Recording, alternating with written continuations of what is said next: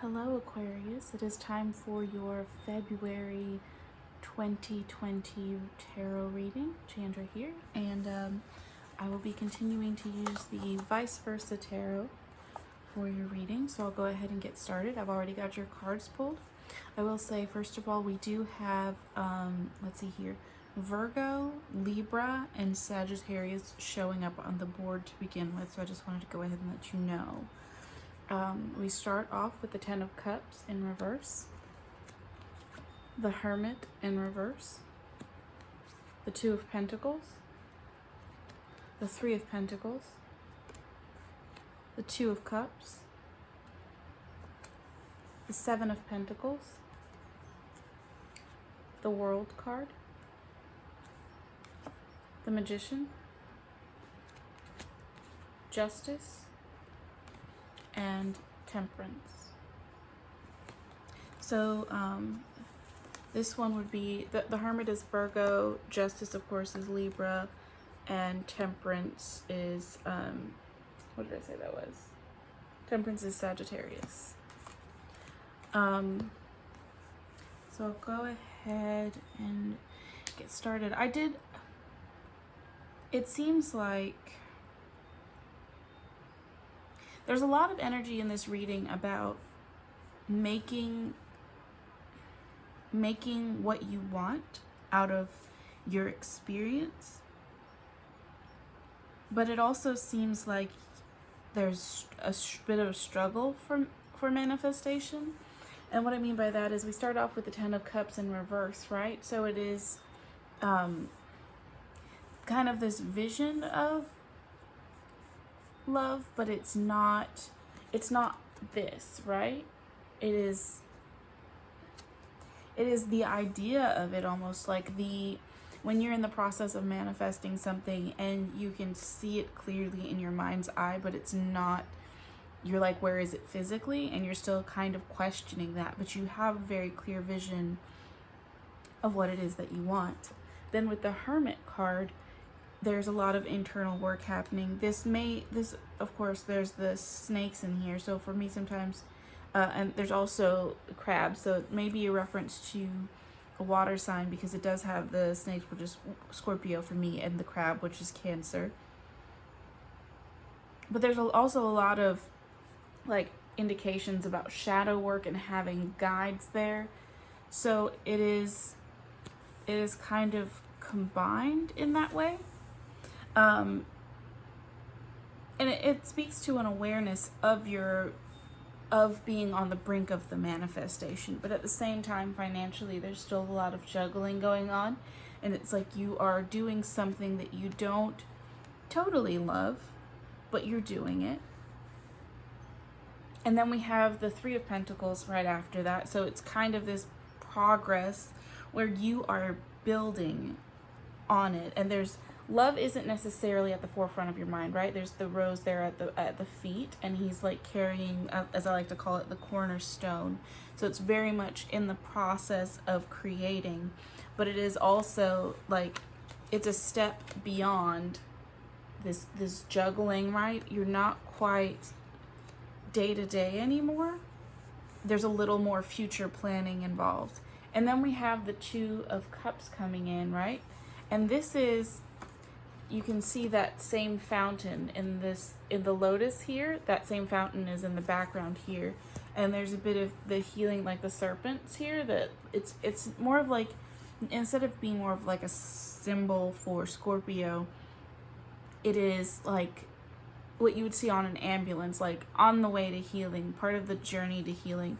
A lot of times this is actually inner healing, like not necessarily a relationship. Now it can be, but a lot of times it's actually masculine and feminine balance within. We then come back to the Seven of Pentacles, where we can see that he's kind of observing what he's planted, and there's a skull on the ground, and he doesn't really see that, but he's looking at what he's planted and how, in a sense, it's almost withered, but not seeing that it is in fact nourished by death or suffering or endings.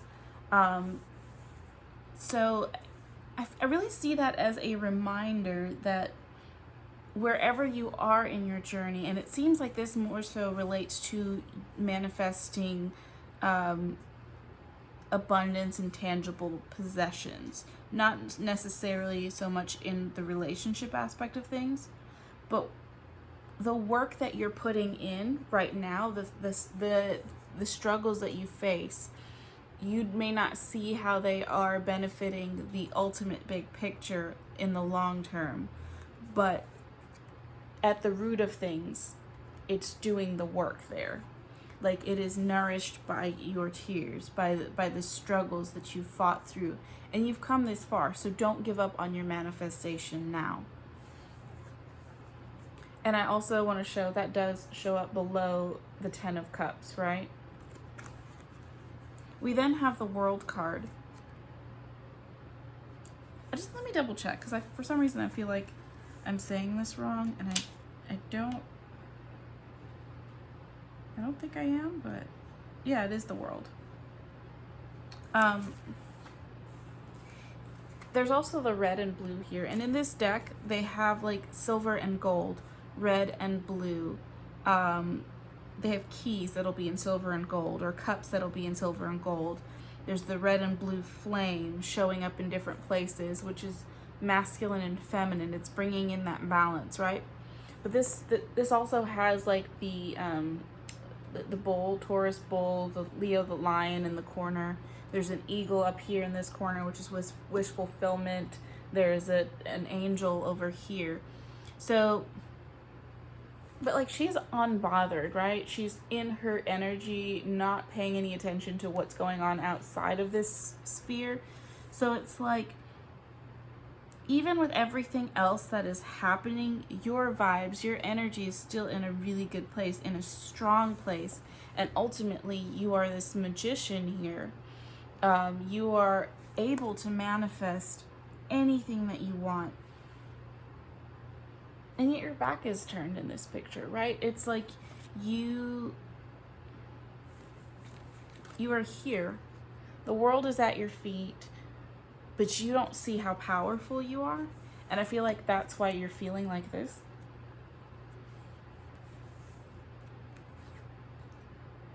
And there's still, it's showing a little bit of imbalance here. The scales are on the ground, the sword is stuck in the stone, and this is my Excalibur, I like to call it, card, because it's like, you're the one to pull the sword out of the stone. Only you can solve this puzzle. You may not see your own strength, you may not see that the world is at your feet, you may not see how you're going to do it yet, but you will, and you can. And it's like, balance and temperance. I feel like this is having patience with yourself and not judging yourself too harshly. Ooh, and I said this last month. I want to say it was Taurus. You cannot fill from an empty cup. I've been reading this book called, I want to say it's The Artist's Way. I'll put it in the title in the comments. But it's like it talks about processes and practices to help you foster and nurture your own creativity. And I feel like that's what's required here. You have to foster and nurture your own creativity because it is there, I promise you, and you are so close. You are so close. And it's just like, at this point, it's just tweaking a little bit of your mindset. It's making very small changes, and it's going to bring you into your full power. And as you walk along this journey, as you're going through this process, right? You're working out in the fields, you're doing the day-to-day bits, building those little routines. That is what's going to get you to the point where you understand and you finally see and you know how to pull the sword out of the stone. But be patient with yourself and have that temperance, that moderation, right? Don't just grind until you're exhausted. care for yourself and make time for that, because that is very important in the creative process. You don't want to burn out. And I think that's where temperance becomes very important.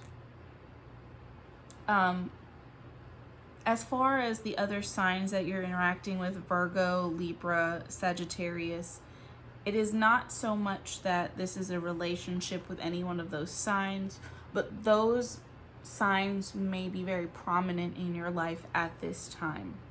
So if you start to realize, there's a lot of Sagittarius, a lot of Virgo, a lot of Libra showing up in my space, then this is probably your reading. And I would also say reach out to some of those people, because there's that can be part of the process of getting from here, the uncertainty, to being able to pull the sword out of the stone, right? There, people come into your circle for a reason, and just when you feel inspired to talk to them, whatever the subject may be, just talk to them. And the words that you say, you will say the right words, and they will say the right words to you, and it's going to spark something, and you're going to know what the next step is. It's really beautiful to watch that happen, and it's really encouraging and inspiring, especially when you are in a place where you feel like, man, I've put all this work in and I don't know what to do next. Like, that is, those are your resources.